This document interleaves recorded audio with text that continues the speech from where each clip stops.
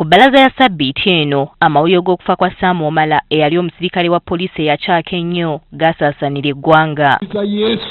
Ono yali aludde ebbanga ng'atawaanyizibwa ekirwadde kya kookolo w'obusajja era agenze okuva mu bulamu bw'ensi eno ng'akolera ekitongole ki Security Systems Limited oluvannyuma lw'okuwummula obupoliisi.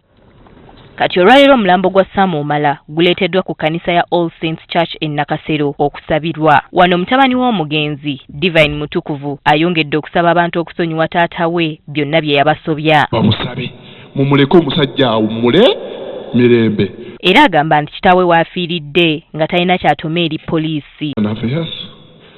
Atuweereddewo ng'ayita mu IGP ne Police Council. Poliisi tetulekeredde. Namwandu w'omugenzi asiimye poliisi ne gavumenti okutwalira awamu okubabeererawo okulwaza bba.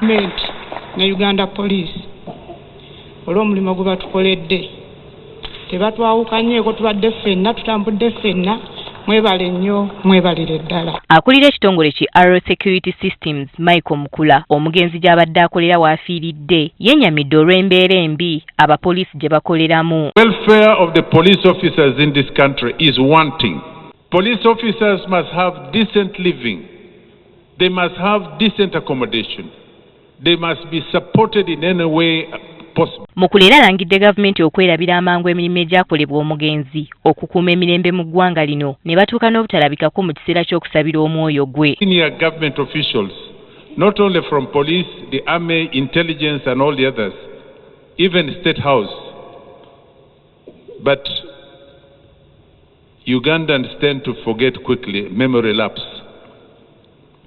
And I want to tell you, shame on you. Kati ababadde banyiigira omugenzi lw'emirimu gye yali akola Mukula agamba nti byonna bye yakola yabikoleranga mu mateeka. The work of police is to maintain law and order, to cite or prevent any crime. And Omala did it very well. Ye akiikiridde omukulu wa poliisi atenderezza emirimu emirungi omugenzi gye yakola mu buweereza bwe ng'akyali omupoliisi. Yonna ti poliisi twatekinga over Omala bwe yalwala paka n'olwaleero.